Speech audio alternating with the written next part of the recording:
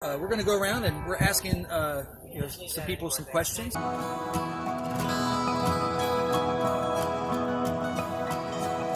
And here we're talking with Mark at the Flame Genie vendor booth, and I got to tell you, it's pretty interesting. They've got some good products here. If you're into wood burning, there's some really compelling things here. So we're talking to Mark here. How's it going? All right, so we were talking a little bit about your Inferno over there. It's the Flame Genie Inferno. Kind of explain a little bit how that works. Absolutely. Well, basically what happens is it's designed to use a secondary burn technology, which is a way to get the most out of your wood. It'll burn the wood, generate smoke as wood does, but then it'll also take in extra oxygen, superheat it, and put it into the fire to set that smoke on fire as well. To give you an idea, smoke typically burns at about 1100 degrees Fahrenheit, so you get a nice hot fire. Train! There's a train going by! Right in the middle of our interview! That's rude! The sights and sounds of Middle America. It's beautiful. I love it. But yeah, so that'll set the smoke on fire. You get a lot of heat. You get no smoke. You don't have any poor guy sitting there with a face full of smoke, crying tears, and none of that stuff. Okay, that's good. So, the thing I really like about it is, how efficient... Train! How efficient the wood burner is! Because, really, your average potbelly stove really does not burn wood very efficiently at all. You're always taking wood and putting it in, and you're going to burn through your wood pretty fast if you're just using an old potbelly stove. So it's really good to have something that's going to burn efficiently, do the secondary burn, just like you said. And a lot of the rocket stove technology works the same way. You're burning the wood gas that comes off the wood. And I think that's just really something, and we're going to go take a look at the Inferno here in a little bit. How about some of these other things you got here? These look like outdoor, these like outdoor burners? Yeah, well these are, we have our Fire Chief series, and these are wood burning furnaces. So the idea is where a stove is really good about heating up just the room that it's in and maybe a couple adjacent rooms. The core idea behind a furnace is that it captures the experience of an electric furnace as far as you set your thermostat and it'll call for heat when it needs heat and it'll calm down when you don't need heat.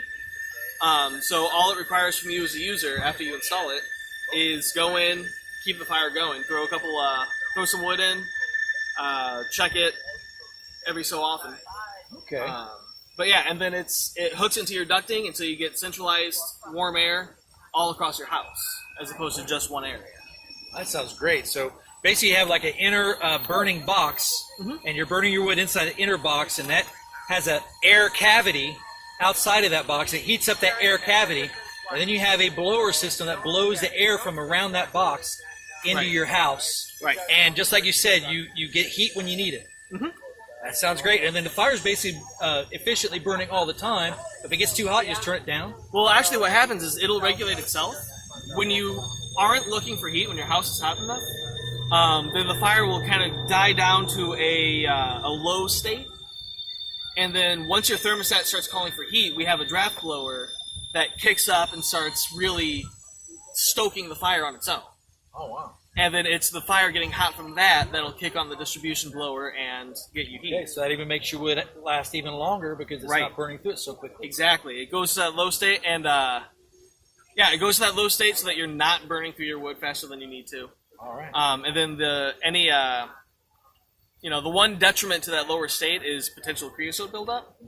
But the high state is so hot that it'll clear out your chimney every time anyway. Right. So that's not even an issue. Okay, that sounds great. So I would say another added benefit to having it outside is that you don't have to bring the wood inside. Wood, typically, if you've ever done it, I know I've done it, you bring wood into your house and you stack up what you think you need for the night. And it does make a mess. It makes a mess in there, and then you have your your fireworking implements there, and you stick your pokers in there, and they have creosote on them, and it can get a little messy. Having all of it outside, where you can have it near where you have your wood stored, you just go out there and fill it up for the day, and then you're good to go. So if I were to fill it up a chamber and set it for burning, and I have like a decent hardwood, like a decent hardwood, how long do you think it would go for? This is just a ballpark. Right. You can't hold us to this. I know we've got the numbers we claim online. I forget them off the top of my head. I want to say 10 to 12 hours. Okay. Somewhere around there. Yeah, that sounds about right. And another nice thing is that with our models, we do have indoor and outdoor. So if you want to be outdoor for all those reasons, we've got the model for you. If you prefer indoor so you don't have to go out in the cold, we've got the model for you. So basically, I mean, you can just literally just go out there 6 o'clock in the morning to get your day started, fill up the stove, have your day, 6 o'clock in the evening, put some wood in there, and then you're set to go. So in the morning and the evening, that's not that bad. I mean, if you burn wood, you're constantly dealing with it throughout the day. I think just doing it twice a day, I would really free you up to do a lot of other projects. Yeah, I'd say so. All right.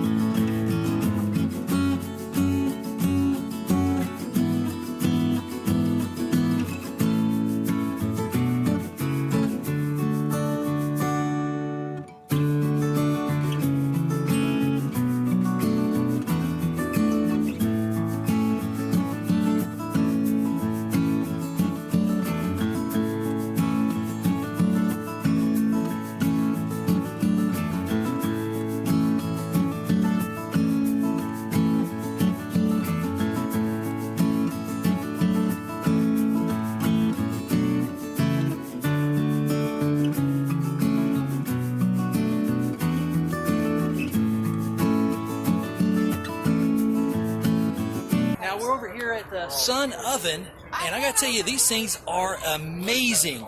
I'm talking with Paul Munson, and he's going to explain to you a little bit, how do these things work? Well, basically, you just put it in the sun, and today it's a little bit hazy, but in full sun it gets up to as high as 400 degrees, and it can bake or boil or steam foods just with the power of the sun. And the oven's designed so that, I don't know if you can see it here, but just folds up and carries like a suitcase.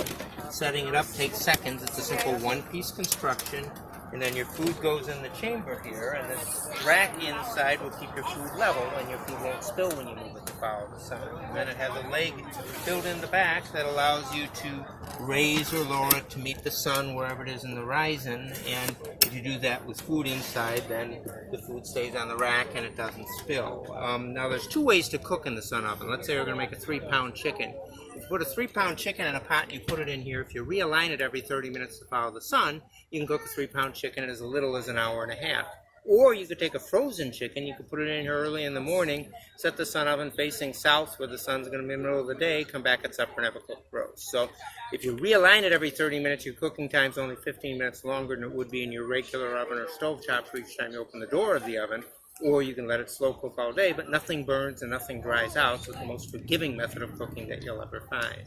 Plus, I would think that the better parts of it is you're not going to use up any energy on your stove in the house. So if you have electrical concerns with using solar power and stuff like that, this is the way you can cook without having to use a stove or an oven. So that's really good. And during the summertime, who wants to be baking indoors? Right. You can bake outdoors, and if you do have air conditioning, most people find if they have an air-conditioned house, they start using it in the summer, and they pay for it in a couple months just in what they save in the cooling costs. But in addition to cooking, you can also use it as a solar dryer or dehydrator. When we cook, the glass door has the latches that will latch it shut and forms an airtight seal. But if you turn one of the latches in and you set the glass on top of it, it allows moist air to escape out of the oven. And part of the package that comes with it here has racks so that you can do 4 layers of drying. It's wonderful for jerky or sun-dried tomatoes or pretty much anything that you want to dry. So Probably even dry your herbs. wonderful drying herbs, and so it really is a very has a lot of versatility to it. The package that comes with it here also comes with a hanging turkey roasting rack, and then you can do up to an 18-pound turkey in a rack, and so if you know you can do up to an 18-pound turkey. But anytime I ever made a turkey, it's so moist, and everybody eats it. So the light meat is more moist than dark meat turkey they've ever eaten. So. That sounds great. What's your website? Sunoven.com. Okay, sunoven.com. I'm going to try some elderberry juice. Recommended amount to take is a tablespoon a day. Very good. Yeah. He's a good one. Thank you. He grows elderberries himself. It's actually really good.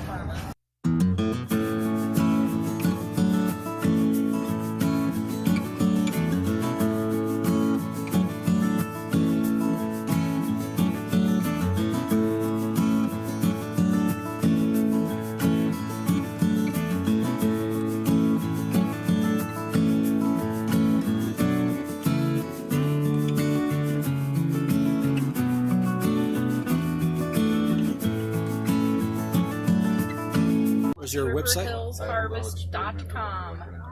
All I'm right. giving you the postcard instead. Now this one actually has sweetener, honey sweet. So I'll try it with a little sweetener. And actually, I thought it tasted pretty good even without the sweetener.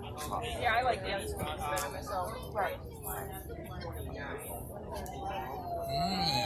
That changes everything. Yeah, to me it's too sweet. This is the lemonade. It is actually delicious, but it's like 2 tablespoons in this whole bottle. So this is ready to drink beverage. Lemonade. Would you like to try some? Sure. Lovely. That was really good elderberry juice. And if you want to try some out, go to that website. Go to that website, and you'll be able to get some as well. It's very, very good. Train! Little train. Okay, we're out here outside of the Star Theater, and I'm sitting here talking with Darryl. What's the name of your farm? Well, we don't have a farm, but Okay. Two Family Homestead. Two Family Homestead? Two Family Homestead. All right, and you're on YouTube? We are on YouTube. That's All right. All right, so tell us a little bit about Homestead. the homestead. Well, we do a lot of gardening and canning, preserving. That's our primary function. Okay. We don't have any animals per se. We do have some LGDs, large guardian dogs, but as pets, not as working animals. Which one do you prefer? Do you just use both of them, the water bath canning or the pressure canning? We use them both. Depends Okay. on the product that you can. Okay, And I'm not that much into the canning, but I know that depends on the acidity of the product. My wife knows all that stuff. I just do what I'm told. so if it has like more acid, then it probably would be the pressure canning, I take it? I don't know anything either. I rely upon my wife too on that. No, I'm going to say no, because I know that with tomatoes you can water bath them, Right. and they're acidic. So I'm going to say the less acidic is what you have. Probably to. the pressure can. Pressure cans, meats, and other things. So yeah.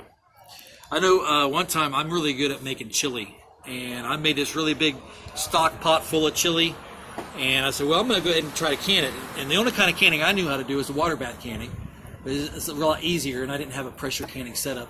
So I just went ahead and I water bath canned that whole thing, and probably about 50% of what I did, it didn't keep. It kind of lost its seal and all that stuff, and I always thought, well, maybe it's because of the acidity of the chili, maybe that caused it not to work. I'm not an expert on canning either. I would say that you need to pressure can chili. Right, pressure can the chili. Yeah, Okay, probably any kind of meat item you probably want to pressure I can. would say so. Okay, say so. yeah, that's what I messed up on that one, but half of it did actually work. So anyway, so tell us a bit more about your homestead.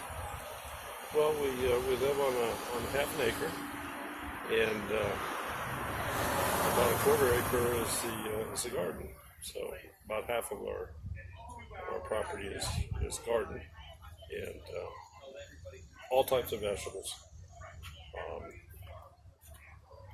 Do a lot of tomatoes and stuff, and sherry cans, and we have a grapevine on the property that was there when we purchased it.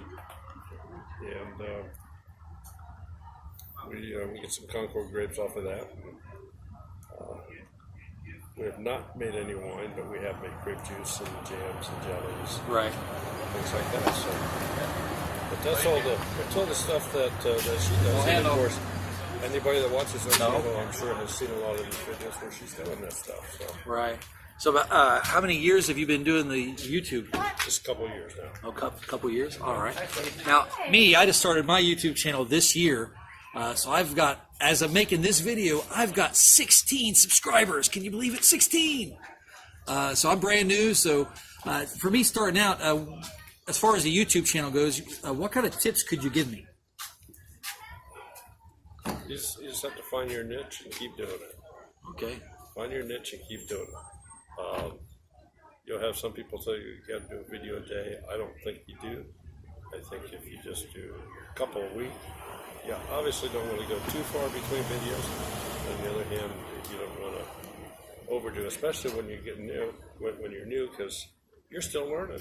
Right. You're still learning all the editing techniques. You're still learning what people like, and so listen to your feedback from other people.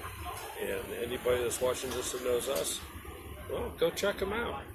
So, and we'll put a plug in on your channel as well.